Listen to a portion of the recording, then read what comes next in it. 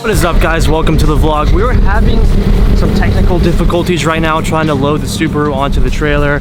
Seems like it's a little bit too low, but we're gonna get it. It's fine. Today is the day that we are gonna figure out what's wrong with this thing and hopefully fix it. I'm not taking no for an answer. I'm tired of having Subaru problems. We're getting this thing fixed today, taking it to Enticed. Let's load this thing on the trailer. I think, oh, I can't get out of the car. That's fine. I think we did it.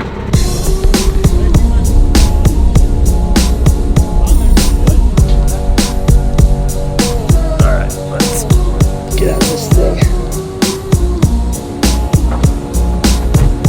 Ugh. Car's on trailer. Good to go. Couple of hours later, we got the car on the trailer. We are now at Enticed Motorsports. Took a little love and force to get this thing on the trailer, but got everything good. We made it safely. The car is now at Enticed. We're gonna go ahead, unload this thing, and bring it into the shop. John should be here any minute, and we'll start working on this thing, draining the fuel, checking the injectors, fuel lines, all of that stuff.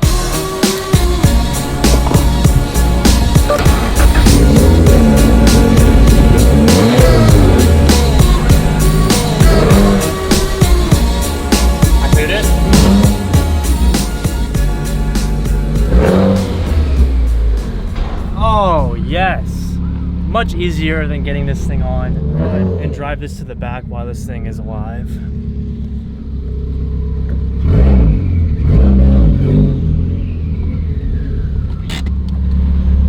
Yes, mission accomplished. Get this car to the shop. Now it's time to find out why in the hell this thing is not working.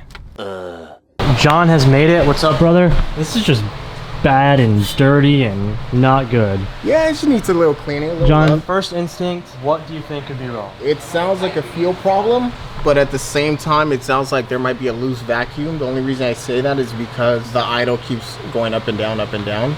That tends to be either you have a vacuum leak, or I don't necessarily think it's the fuel per se, because 6 months ain't that long. I've had my car sitting with the 85 for a lot longer, but it is a fuel issue, which could be the injectors, the pump, something fuel related, even ignition. So we'll find out. We're gonna find out today. I think first off, we're gonna run the codes, see what codes we have, and then move forward from there. Alright, we scanned it. It says we have 9 systems detected. So I was talking to John. The car was hit on the driver's side. They did have to replace an axle, so the ABS sensor might be bad as well, which explains why like my hill assist, my traction control light, all of that stuff is staying on. So here it is. Look. See, so this would be like a vacuum issue. Okay. Mass airflow system that detects how much air is coming in and stuff like that. So let's check that first. It might just be disconnected. So that could be the cause, not even the fuel, that could be the cause of the sputtering and stuff like that. So let's check it out. For those of you who don't know, the mass airflow sensor is on your intake for the WRX, which is right down in there that you can see it. So we're gonna go ahead and lift the car up, and we're gonna go ahead and check if that's damaged at all, which could highly be possible. Well, it looked like someone tried to is that a zip tie? Yeah. Someone tried to zip tie the sensor. So let's find out why they tried to zip tie it. So in looking at the inside of the mass airflow sensor, the pins are pulled back, which is why it's not snapping in. All right, so a little bit of good news here. We have all the wiring and stuff figured out. John has gone through it to kind of figure out what's what. The wiring actually goes to my fuel system, which explains the Cobb access port picking up the fuel code. So what we went ahead and did is got a brand new mass airflow sensor from Subaru. We're gonna go ahead and try this out. I'm gonna go ahead and plug it in, start up the car, run the codes, clear the codes, and then go ahead and start the car and see if this corrects the issue. Super easy to install the airflow sensor, so be careful with this one.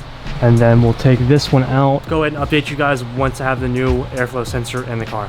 We're using this to clear all the codes. Once the codes are cleared, we're gonna go ahead, restart the car, pull up the data and see if the MAP sensor is working, which hopefully it does, and it's not the wiring, because if it's the wiring, that's a bad issue. Test number 2. Test number 2 after John connects everything. All right, this is it. This is gonna be the one.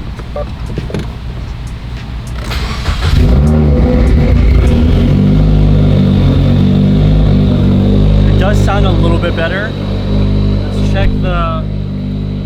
Let's check the data, see if it's reading the MAP sensor now. Yeah, but hold on.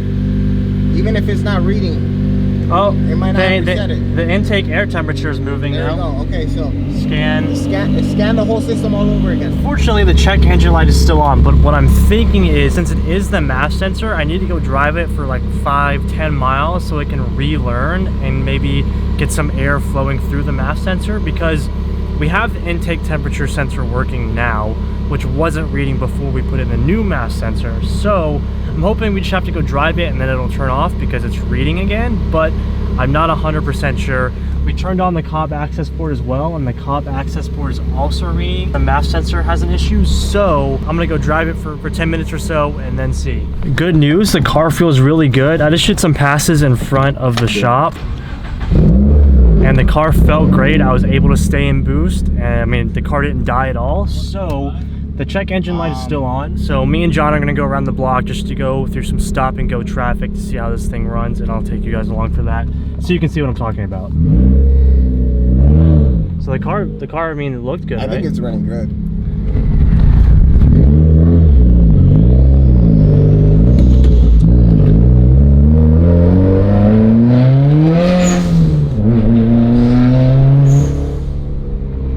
If any of you guys have dealt with your battery dying and you have a Cobb access port with a tune on the Cobb access port, do you have to go back and reflash that tune or anything like that? Because that could be a possibility as well, but I don't want to do that and mess something up further. So if you have experience with that, let me know in the comments, because that could also be a pretty big issue. The car feels great right now, so that's all I can think of.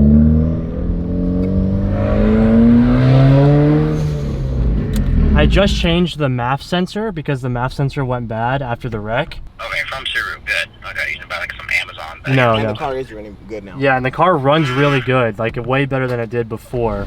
Okay, can you check what the MAF voltage is reading? So very, very good news. We called Bill, who is the owner of Delicious Tuning, and he actually tuned this car, and he was the one to actually figure out what's exactly wrong, and now we actually know what's wrong. So the issue is the MAF sensor down here controls the module to my flex fuel system right here, and Bill said if there's not a green light, there's a power shortage somewhere from here down to the MAF sensor. That's why we have a check engine light. It's just a shortage of wiring somewhere. They must have pinched it when they put the new front end on this car. That's really not that big of a headache. We can definitely fix that, but as long as we know what's wrong with this, and now that the MAF sensor is on this and the car runs great, that's amazing. That's so good. I'm really happy that we figured out the engine issue, or the engine code light issue on this car. Yeah, it's not fixed, but after talking with Bill, once all the body work on this car is complete this week, I'm gonna go ahead and take it to him next week, and we can look at the flex fuel module and get a refresh tune on it to make sure everything is running okay. As well as we do have one more issue after this. We do have the ABS light on, and I believe it's because the sensor on this side on the axle where the car was actually hit, that's probably out, so we have to change that as well. But we figured it out, we did it, not a huge issue. I'm very happy. So next up for this car is tomorrow I'll be bringing the rest of this wide body as well as the wheels and tires, which I am the most excited about. You guys know the work Meisters that have the 6-inch lips on them. It's gonna be amazing. I'm taking those here tomorrow. We'll get them mounted on the tires, start test fitting, seeing where we have to cut, and start doing suspension, making this thing a gnarly, gnarly stance car. The Subaru's coming back, boys. Get excited. We're gonna do the front carbon fiber lip and splitter as well. This is gonna be amazing. All right, I'm tucking in the Subaru for the night. I'll be back tomorrow. Thank you guys very much for watching. Thank you to John for helping get the car back. You excited to see the wheels and tires tomorrow? Yeah, they're gonna be sick. I mean, that style wheel is always like my favorite Yeah. style wheel, like the SSR, SP1s, the work Meister. It's gonna be dope. So thank you guys very much for watching. I'll see you in the next vlog.